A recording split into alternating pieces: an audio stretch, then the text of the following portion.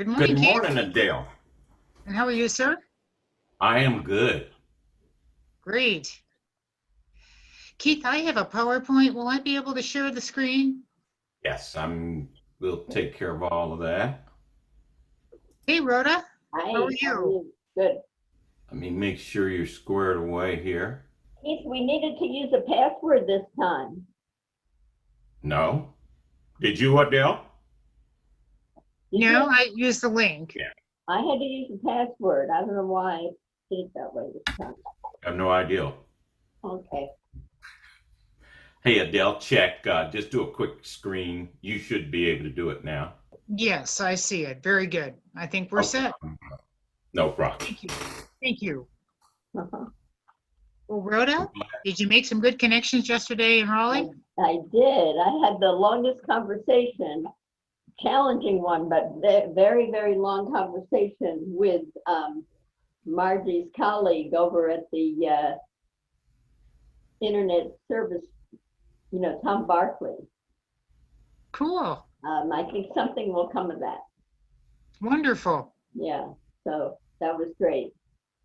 Did you get some connections off of the Raleigh event? Not yet. I got some emails that today my job is to follow up on those. Good. Well, Yeah. wonderful. Yeah, I made a connection. I'm going to talk to the gal today at 4 o'clock, and we may, if things work out, we may bring you in on this. Great. So we'll see today after 4 o'clock. Good. There's going to be a little bit of a hint of what that's going to be about in the presentation. How are you, Keith? I am doing well. I've got no complaints. Got up early this morning so I could, make this. I called you twice yesterday. You know that, Keith. No, I left you two phone messages, but never heard back. that's weird. I'm pretty good with phone messages, but that doesn't mean anything. I just missed it. You'll see. Yeah. The one good thing is, like, I can't lie. It'll be on my phone now. All right. Yeah. So, yeah. Keith, Who's Nick Selby? Keith, there might be Diane. Diane from Columbus here may be joining us today too. Yeah, I hope so. Great. We've got a few people. Hi, Nick. So glad you could come. That's great. Hey, Rhoda. Thank you for having me. Oh, this is my guest, Nick good. Selby, and a future speaker also. Hello, Nick. How's it going? Nice to meet you. Very And nice as to well meet as our speaker, and she's in Ohio. She's in Columbus. Oh, awesome. Yeah, I'm not too from far away. So That's good. Yesterday, Rhoda and I were in Raleigh, so really, We're sprouting wings, right? that's good. we get around. Oh, good. Here's Mary and Nate. Morning. Morning. Morning. Haven't seen you for a while. This is great. Okay. Looks like we're getting a gang here. So we'll get rolling. If people come on as they come on. So good morning, everyone. Good to see everybody bright and early. Marianne, good to see your face. Nick, good to meet you. And we'll get around to all of this. Just so those people who are new, the way we normally do this is we have about 10, 12 minutes of general discussion. We have an introduction, and then we'll have our speaker, who will be Adele Busch this morning, and we'll give her around 30 minutes or so, and then take Q&A. So let's start it off this morning with an introduction. I will normally call the introduction the way I see it in my screens, and if you'll give me about a minute or so of the name of your firm or the name of your organization and what you do. So first up will be Rhoda Israelov. Hi, everyone. Happy to have you all together. This is me. My name is Rhoda Israelov. I'm in Indianapolis, Indiana, and my firm is Say It For You, and we are a team of writers that help tell your story online. Marianne? I'm Marianne Yates, and I own EM Transitions or Elder Moves, and we help people transition from one location to another. And then we also help them redo whatever they have left in order to sell the property. So we're involved in a lot of that. And Good to Marianne, see you you're all. in Indianapolis, correct? And I'm in Indianapolis, and it's Right. good to see you all. Right. So if you would make sure to tell us where you are since we're going all over now. Nick, if you would. Absolutely. So Dr. Nick Shelby with Hope Chiropractic. Hope Chiropractic is a state-of-the-art chiropractic facility that's opening this November at the corner of Michigan and 106th in the West Carmel, Zionsville area. And my name is Keith Rand. I own a company called First Quality Printing out of Indianapolis, and I also coordinate these talks for CBN. And Adele, if you'll just give us a minute, and then you can give us a long one later. Sure. Well, good morning, everybody. My name is Adele Busch. I own and operate a small business, ASB Business Services, LLC, and we're coming to you live today from Columbus, Ohio. And I will be your presenter, and I have a compelling story for you here in just a few moments. All righty.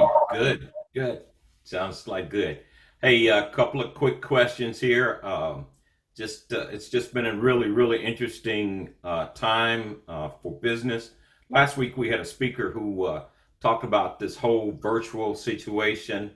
Just a couple of quick thoughts on how this is potentially affecting your business.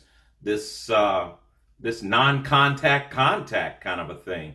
I am just finding it fascinating. Nick, you're in the direct touch business. Make me see how that works. So yeah, luckily chiropractic is considered an essential business. So, and when the original shutdown happened, only the states of Colorado and Kentucky prevented chiropractors from practicing. So it really shouldn't have much of an effect on us doing what we do.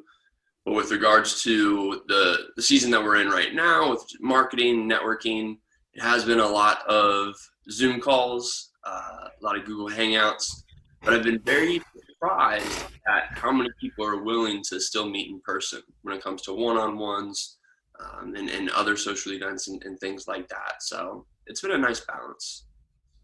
Oh, it's kind of interesting. Tell about your, what makes your practice going to be different from some of the ones with which we're familiar. Yeah. So yeah, it's going to be much different than the most chiropractors that you go to. We really specialize. Well, we're a family practice. Our heart really is for serving kids and pregnant moms. And we specialize in the nervous system.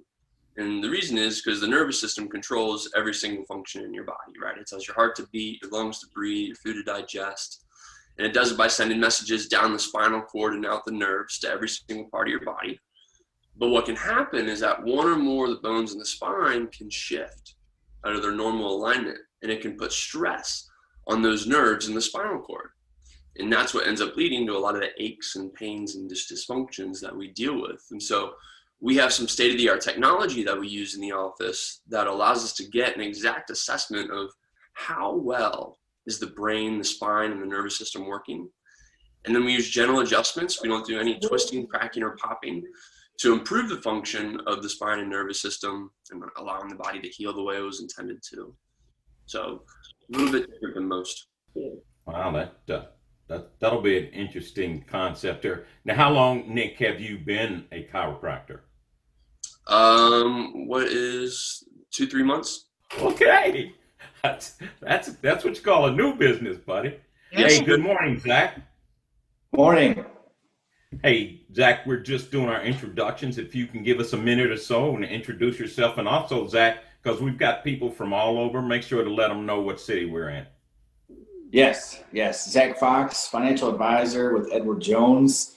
I'm located in the southeast suburbs of Indianapolis, and we handle personal investing as well as business investing solutions. So thanks for having me on. You All are right. entirely overdressed, Zach. Hey, I look the part. I like it. Yes. I like it. No, he's appropriately dressed for the business he's in. But I used to always say when I went to my banker, I always had to look like I didn't need it. Otherwise, they don't want to talk to you, right? No problem there. Hey, Marianne, I was thinking about you a couple of weeks ago, as a matter of fact, dealing with an elderly situation. Uh, how is the situation in the nursing homes and in terms of move outs, move ins? Well, they're very limiting in how we can do everything. Um, so we moved somebody from the Stratford to a place up north just this summer, and they would only allow 2 people into the facility, and both people had to be masked and temperature read, had to sign a statement that they had no symptoms, and were limited in the scope of where they could go. So it kept them from exposing anyone to any degree. It made it very difficult for the client, and it increased the cost because every day we had to go to a nurse's station and that tested. Well, I'm not paying my employees are being paid for all that time. The other thing is we couldn't coordinate things as well as we usually do. So normally we would have had 3 movers in the room moving the furniture, and they would not allow that. And we could not be there. We could only be outside at the truck. So they only allowed 2 movers into the rooms. Well, with the stuff that they had, 3 movers, it would have moved much faster. So everything ended up escalating, and they knew this. I mean, it wasn't anything that was a surprise. And another facility, we got a call and they wanted us to come in, and the gentleman called me back. He goes, I am practically crying. They will not allow more than myself and my brother into the room. We're not even allowed to have you on the property. No one.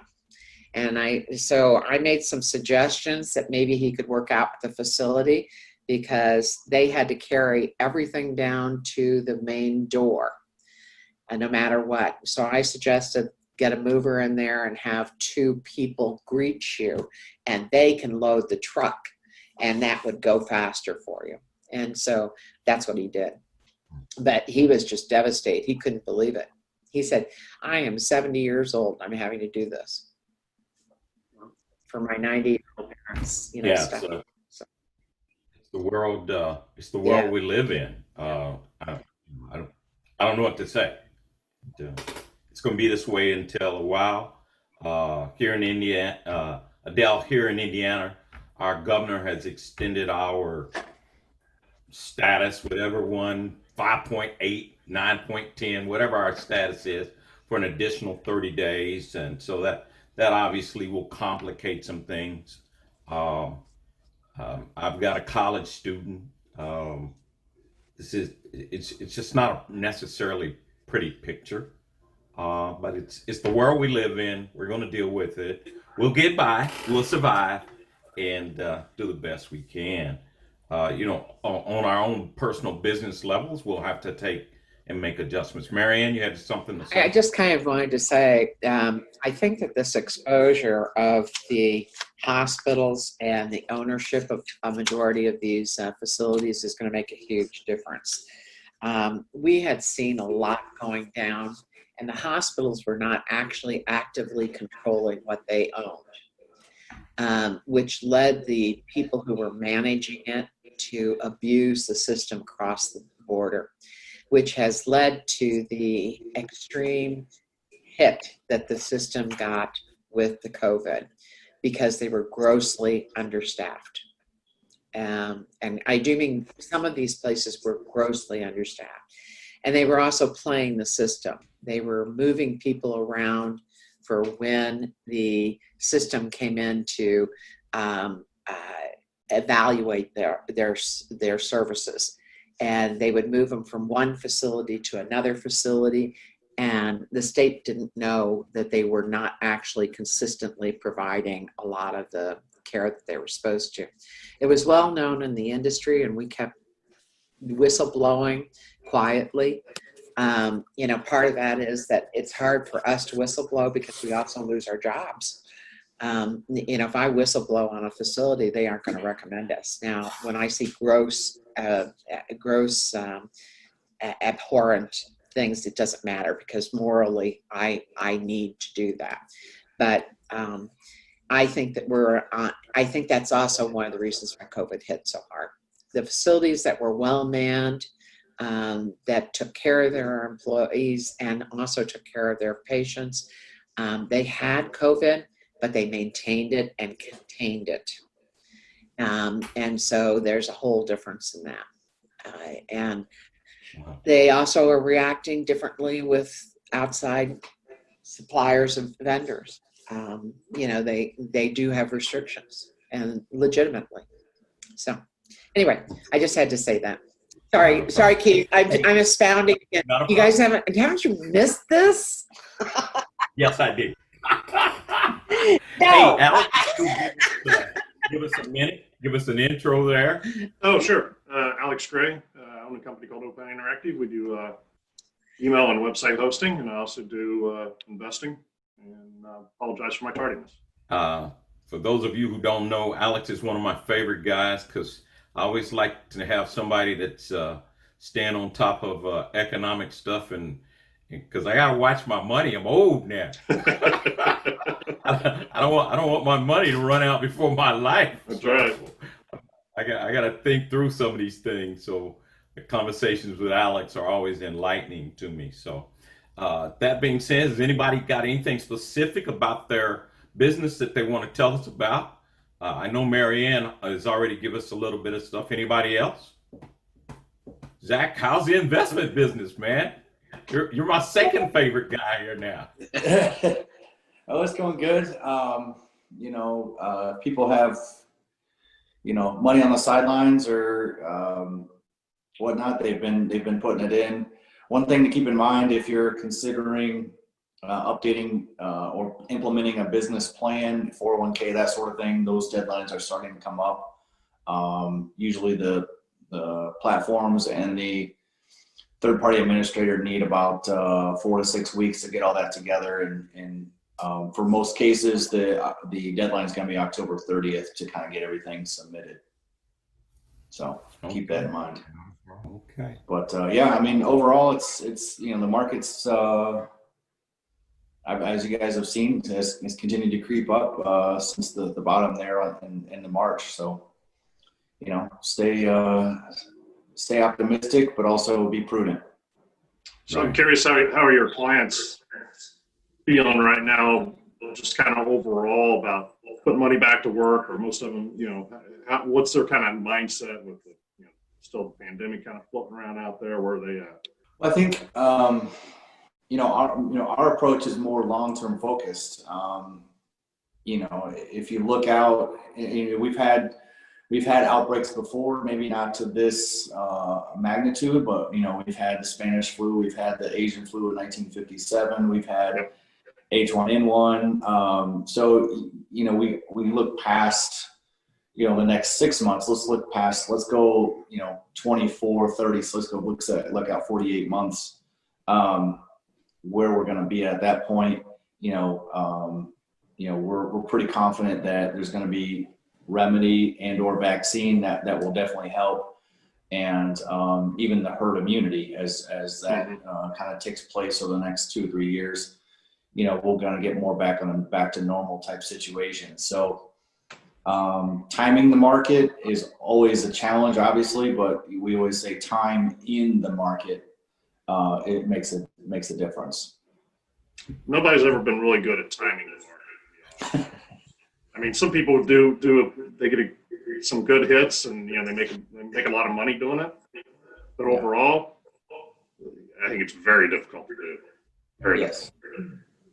Rhoda? There was a very interesting article in the Financial Planning Journal about the fact that financial advisors need to focus on the emotional end of being a counselor, because in today's environment, you could fall into the trap of saying, what the hell, I'm just going to spend my money now and live the best I can now, and not think ahead, because you're just trying to survive.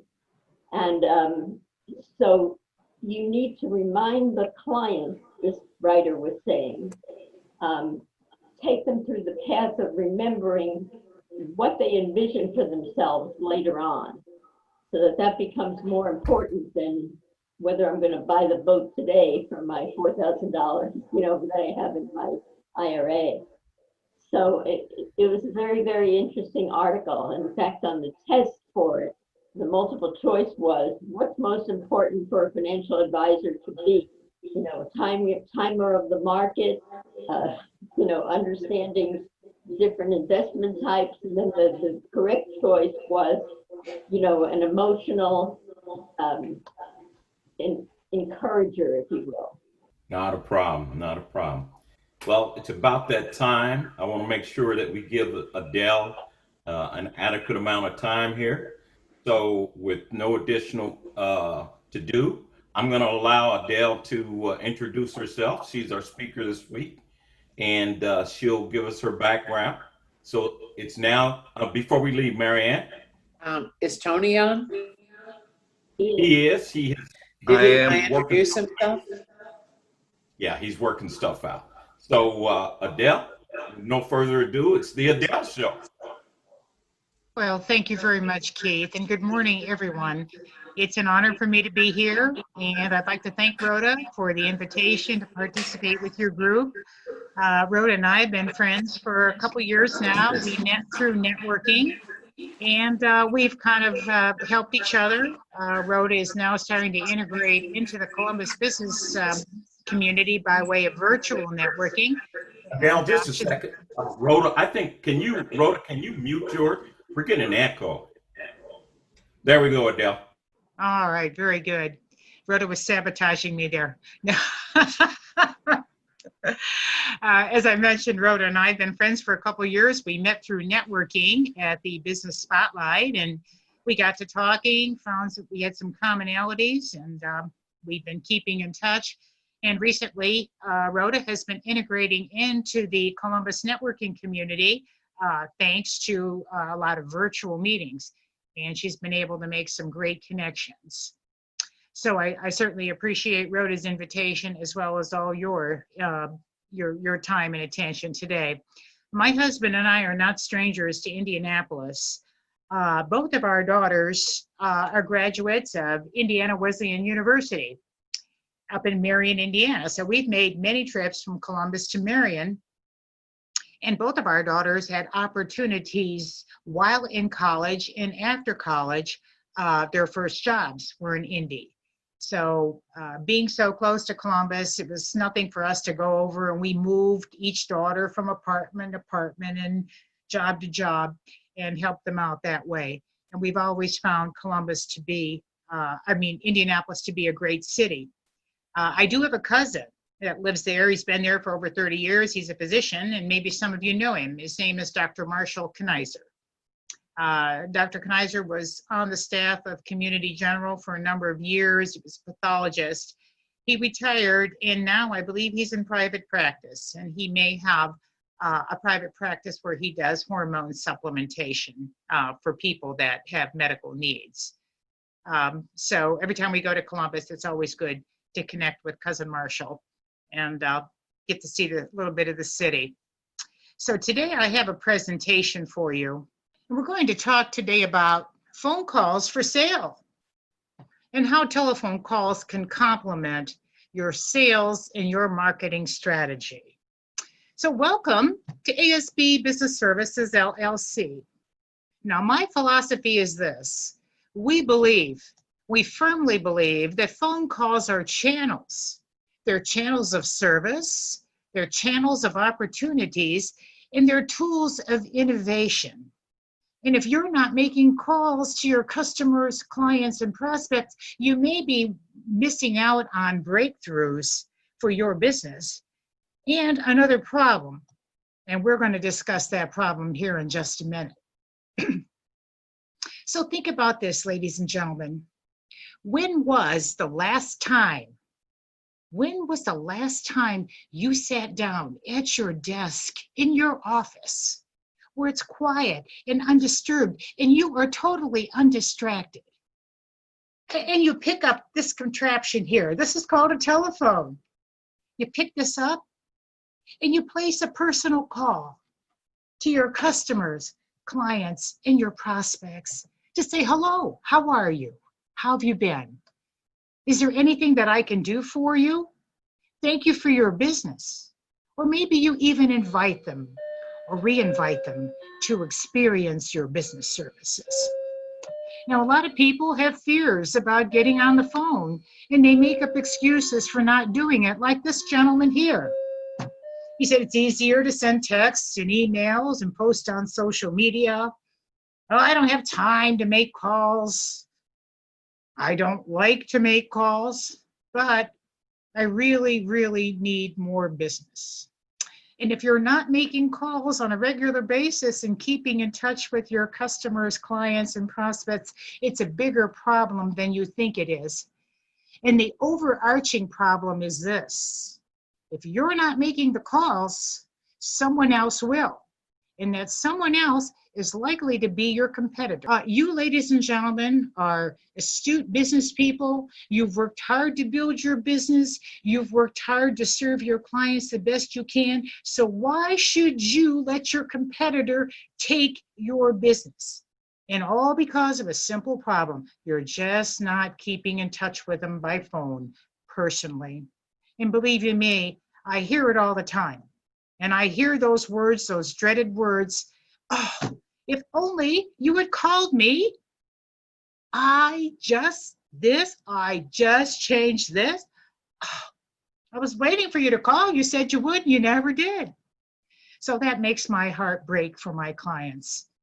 And, you know, every time I hear that, I get more and more passionate about what I do and emphasizing the point that it's really, really super important for all businesses to keep in touch with your customers, clients, and prospects on a regular basis. When I speak with people about my business services, these are some of the common dilemmas I hear. And the most compelling one is, hey, I don't have time to make calls. I don't like to make calls, but I need more business. And research? What do you mean research? I hate research. We're going to get into that in just a few minutes. And a lot of times they say this: I'd really like new business. I have business, but I want some new business. I want to serve a new market. I want to explore new things. But I don't like to make the calls, and I don't have time to make calls, and it goes on and on and on and on and on. And if you don't do anything, guess what happens? This becomes a vicious circle, and you really don't accomplish anything. Well, if I can be of any help to you, and if I can offer you some advice, these are some of the services that we offer. These are our signature services. These are the services that our clients ask for most of the time. These are the calls that we're good at, and these are the calls that bring our clients success. We do executive telephone outreach, and what that means, we are not a telemarketing firm. I'm not going to sit there and read a droll script and fall asleep in the middle of it and make the person on the other end hang up on me. No, that's not what we do. Executive telephone outreach is exactly what it says it is. It's executive. It sounds like it's coming from the C-suite. We're professional, we're polite, we're respectful, and most importantly of all, it comes from my heart. I speak to people the way I want to be spoken to and the way I would respond. Some of the calls that we do are business development calls. We help you get your name out, help promote your business by way of the phone.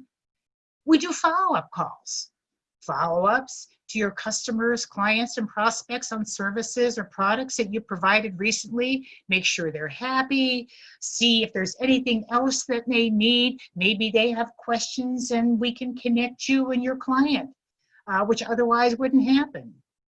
We also do confirmation calls. And I love working with businesses that are planning events like lunch and learns, seminars, and small conferences. A lot of times they send out invitations and people just don't respond. Now, the thing about events is it's an investment. You know, you have money out down to hold the venue. You have money out on food and drinks and tables and chairs and everything. And you really need to get a return on your investment. So if people don't respond, you're not going to have the people at your events. So this is why our calls are important. We'll reach those people for you, invite them to your event, and we'll get an answer one way or another. Yes, I can make it. No, I can't make it. And the reason I put this service in is because a couple years ago, I had a law firm here in town, and they had a big lunch and learn planned. And they had a lot of money out on this. This was at a fancy venue, and the partner was tearing his hair out. Nobody's responded. So he turned the project over to me, and I worked with his administrative assistant. We made all the calls to the people that had not responded, and believe it or not, we packed the house for them, and they were very happy. So those calls made a difference. Now, on this side of the business, this is a new service that I implemented this year, and I'm going to tell you how I got this started. We do research, business research, and prospect development. You know, there's a lot of statistics out there right now that 42% of salespeople report that they never have enough information before they make the call. So if you don't have enough information before you make the call, it's not going to work. Or number two, you're going to spend more time trying to find the information than you are making the call and zeroing in on the contact, the decision maker. So this is exactly why I put this service in, because I had a project for a client and all she gave me were names of companies, and she said, you figure it out. Well, I made a lot of calls, and I spent 90% of my calls trying to find out who the decision maker was. I had another project that I did a couple years ago for a gentleman that had a recruiting firm, and he thought he had all the right contacts, and they were 90% wrong. So I spent a lot of time going from Columbus, Ohio, all the way to India and back, trying to find the decision maker. So I decided this year, I said, you know, I'm going to help my clients out so this doesn't happen. And we're going to have a real seamless type of process so that we can get those decision makers before we make the calls. And then we'll have a great project. So that's exactly what I do. We research contact data. Contact data are key decision makers in companies. Their email addresses, their direct dials, their mobile phones, who their assistants are, anything that makes it possible for us to get that connection for you the first time. We also do sales intelligence. Maybe you're interested in a company and you want to find out if they've done any acquisitions lately, or if they've expanded or anything along those lines, and we can do that research for you.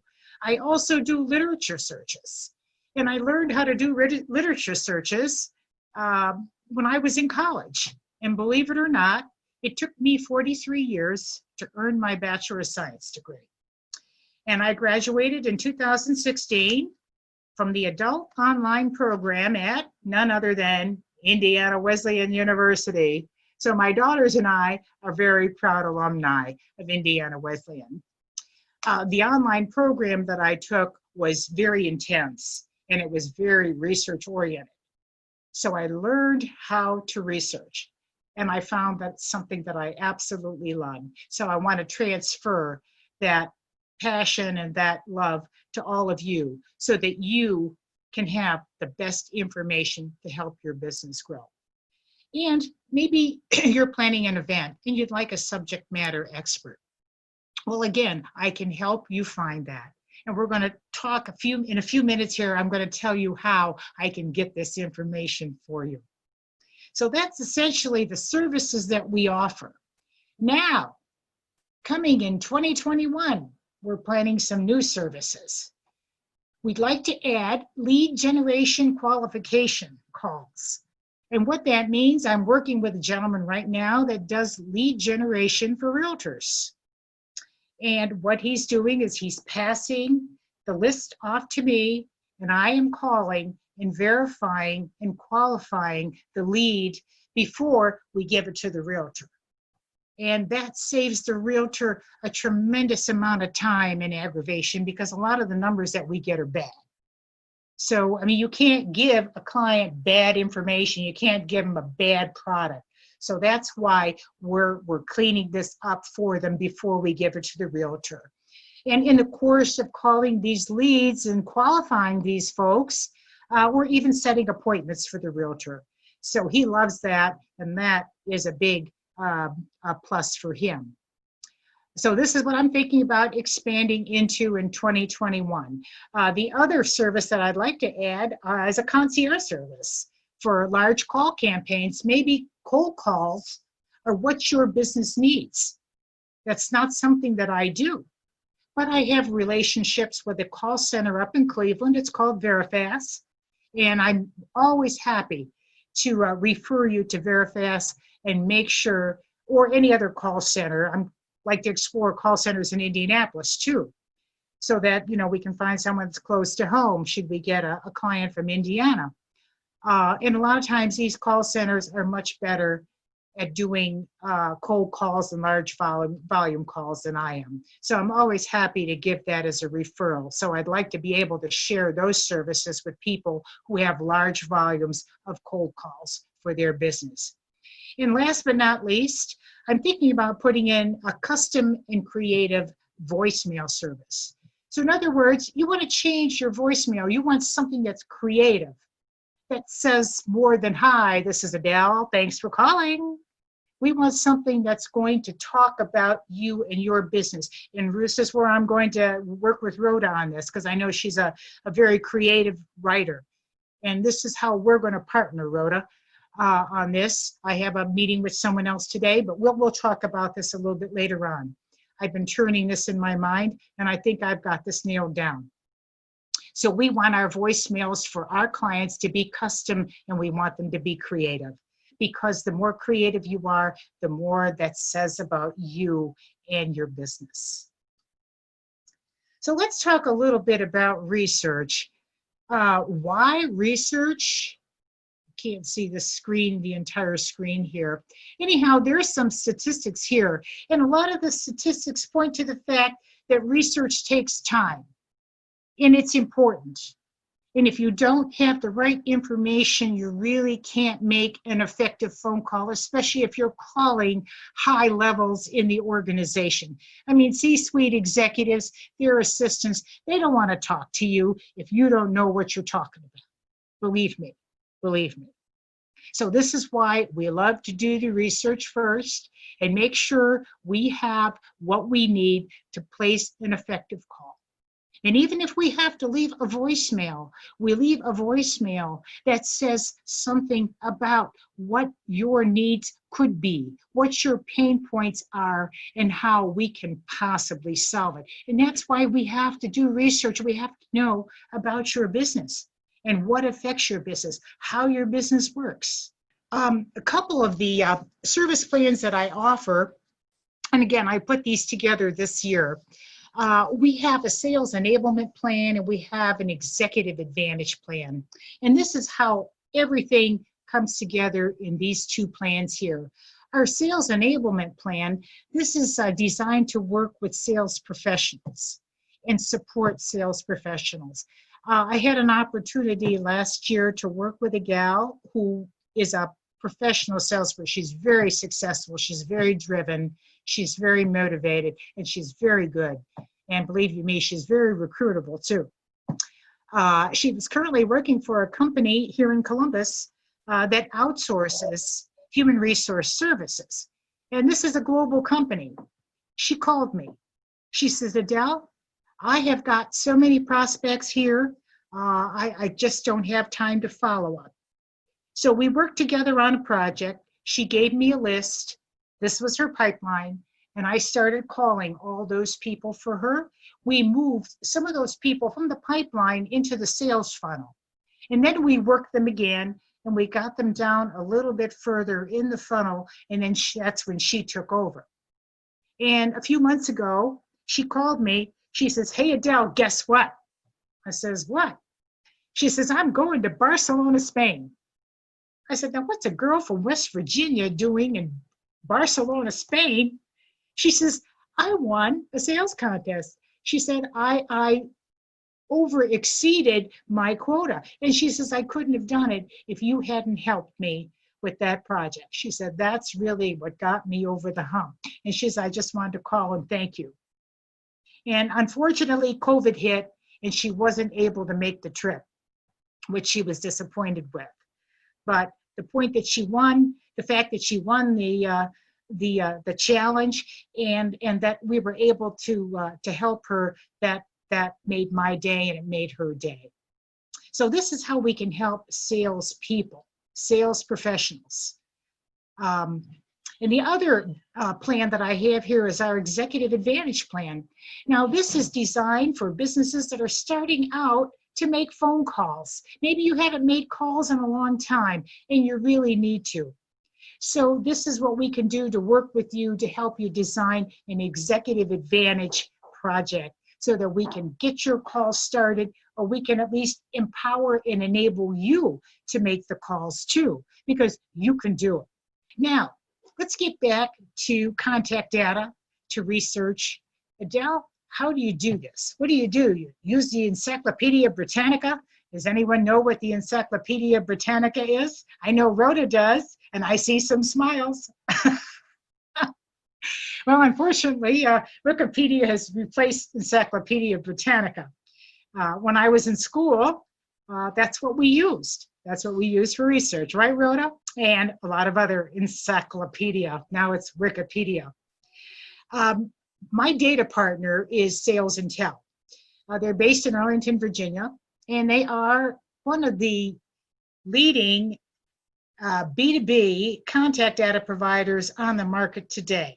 And this was one of my very first big girl business decisions.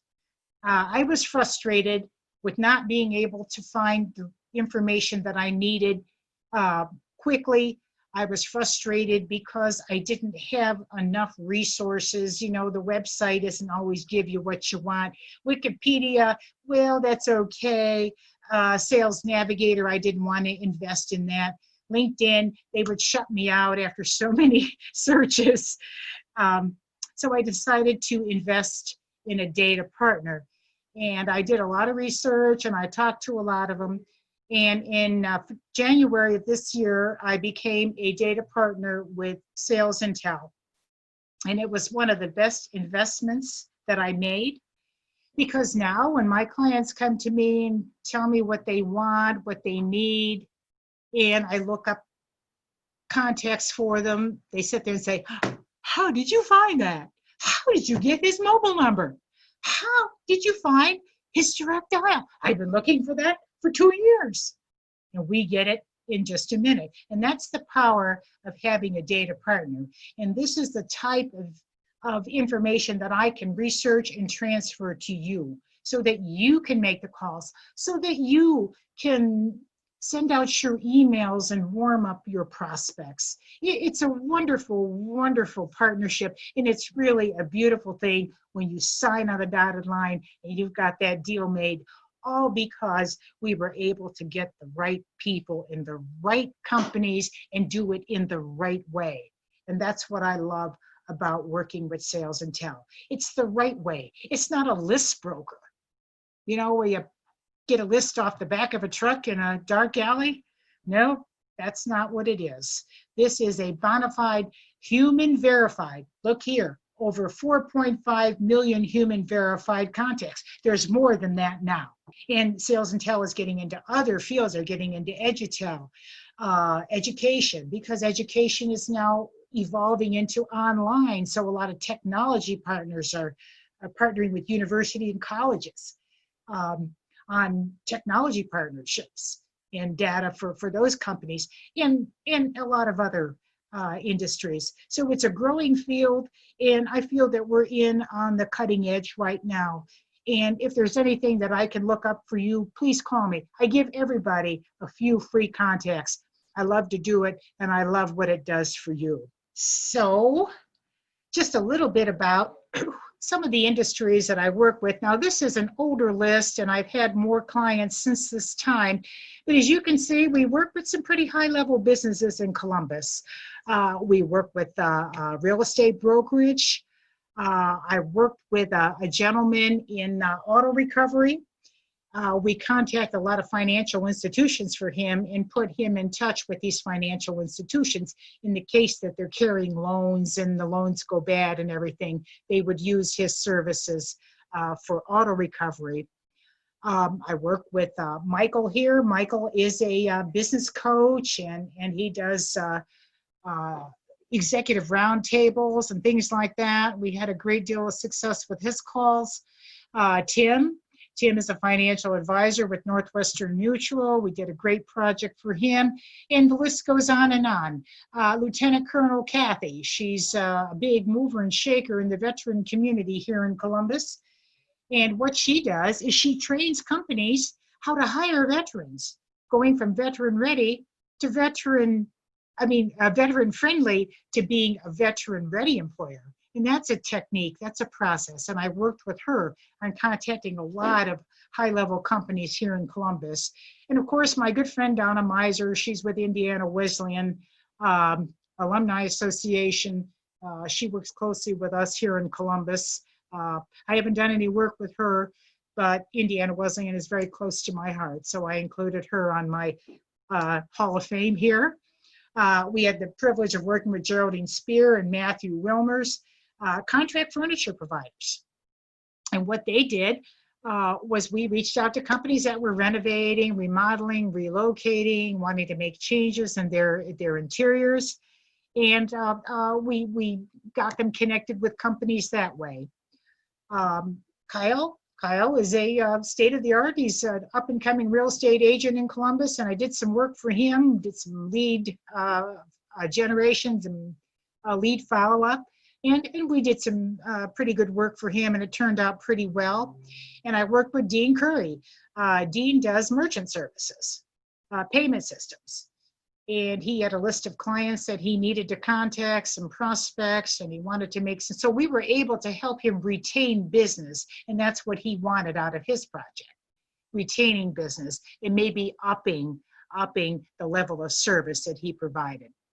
So as you can see, we can work with a large range of businesses. And last but not least, ladies and gentlemen, I'd like to invite you to discover your capabilities. What your business is capable of doing, and you really don't know what your business is fully capable of doing unless you make those calls and you talk to your clients, you talk to your prospects.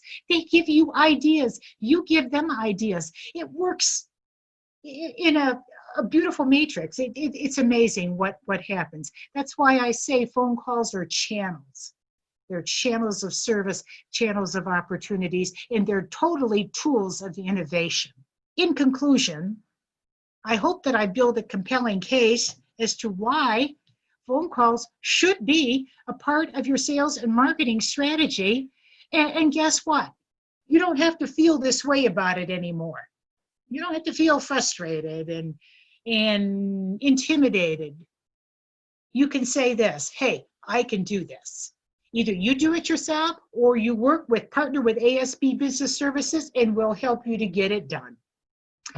So that's my story, ladies and gentlemen. And again, I can't tell you how much I appreciate this opportunity, and thank you so much for your time and attention.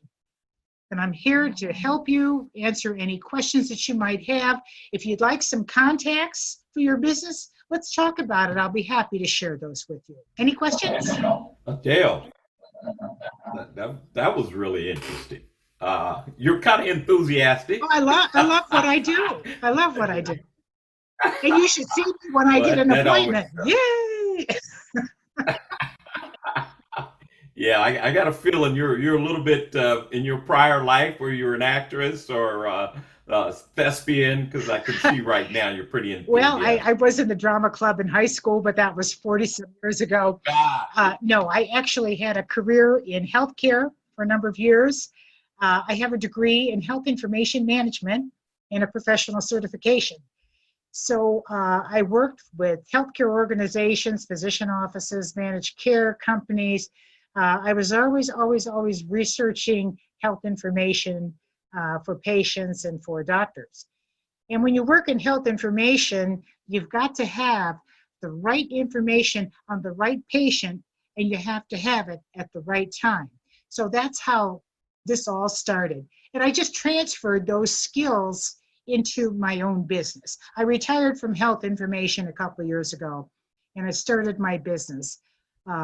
Not just based on the health information skills, but the fact that I know that telephone outreach works because I did it for years in healthcare. And you don't know what you don't know, and sometimes you got to pick up the phone and find out. And that's what I had to do for a lot of years. So I'm just using that now to help everybody. Outstanding, outstanding. Just is it one of our, at least to me, one of our better presentations. A couple of quick questions, Yes. And I'll make sure that we get people out of here on time. So you call people, and I do this myself. What's your rate of like nobody's answering because it's going to voicemail? Well, that happens quite frequently. But in regular business, businesses are usually open 9 to 5 now. Even if they're working remotely, they have someone that answers the phone. So what you do is you just create a nice story, and you present this to the person that's answering the phone and ask them, what's the best way for me to get this to the president of the company or whoever it is that you need to reach? And generally, if they're good employees, they'll help you. That's how I do it. And yes, there are a lot of companies that you can't do anything about that. If they're not answering the phones, you can't do anything about it. So you have to decide if you want to leave a message. If not, then just call back. Eventually they'll answer. So, Hopefully. Adele, Yes. explain in general terms, at least, how you charge for the service. I'm sorry, Rhoda, I didn't hear it. It wasn't clear. Explain in general terms how you charge for the service. What I have my services broken down in number of hours per month, Rhoda, for the calls. So in other words, if you wanted 10 hours of calls a month, I price that out for you at about, it would be probably close to $300 for 10 hours of work. And it goes all the way up to $800 for 30 hours of calls a month. The research services are a little separate, is if we have to do a research project before we make the calls, that's priced out a little by the hour. And is there a minimum of months? A minimum of months? No, it's whatever you need. If you just need a week's worth of calls or 2 days worth of calls, we'll work with you and we'll price that out. I don't have a retainer. I don't hold my clients to any particular amount of time. It's whatever you need. And that's the way I feel it's fair and equitable. Because you may not need a whole month's worth of calls. You just might need a couple hours, and let's do it. Let's do it. I like that. Let's get her done. So if somebody wants to get a hold of you, Adele, what do they need to do? Well, my phone number, and I don't think I have an information sheet up here, do I? No, I didn't put my number on my slides here. My number is We'll here. have to call you for that. We'll have to call you. Yes, call me, and my website is www.asbexecutivecalls.com. Put it in the chat. Yes, that's a good idea, Rhoda. Thank you. Everybody get it from the chat. Well, this is also being recorded, so if you could just spell out the phone number too. Okay, Yeah, go I ahead. appreciate that, sir. To reach ASB Business Services LLC, please call area code 614-477-2961. And my website is www.asbexecutivecalls.com. Adele, quick question for you. I went out to your websites, outstanding, etc. Who's your competition there in Columbus, or are you aware of it? I don't worry about competition, Keith. I think probably my competitors might possibly be the call centers. But they do large volume calls, and I don't do those. So like I said, if someone comes to me and has a large volume call project, I refer those out. There are some executive assisting companies here and they do what I do, but I'm going to be honest with you, they don't do it as thoroughly as I do. And they don't take the same approach. I think we're a little unique. I think so too. Well, with that, people, wow, it's a lot to take in. Adele, certainly appreciate you coming and speaking to us this today. Thank you. I like to keep people on time. I like to keep us on target here. Nick, you guys, Adele, you guys are always welcome to join us. We try to do this once a week, every Thursday. We do need a speaker next week, I believe. If we don't have one yet, John Vandersals has a medical. Zach, you're muted. You're muted. I raised my hand so I would get your attention. I think I'm on for next week. Yeah. Okay. John hadn't sent me anything, so we're in good shape then. So we'll take care of that. With that, here's what I'd like to do. We always like to wrap up. This has been recorded, Adele, and I'll provide a link to my speakers. So I always make sure that. But I also like to always close with a smile because I take a picture of that, and that's part of my lead-in for the event. So Tony the Head has surfaced at the end of it. So if we could just spend just a second here so I can get a smile, because I'll capture that. Let me see some teeth there. And with that being said, I will see you guys next week. I won't. I'll be traveling. I'm catching an airplane, Tony. So pray for me. Pray for me. But I will see you guys in a couple of weeks. I believe John or someone else will lead this thing. So if you'll give me a big smile, we'll see each other in about a week or two for me. Thank you guys so much. I'll see you. Thank you. Bye-bye. Bye. Have a good day.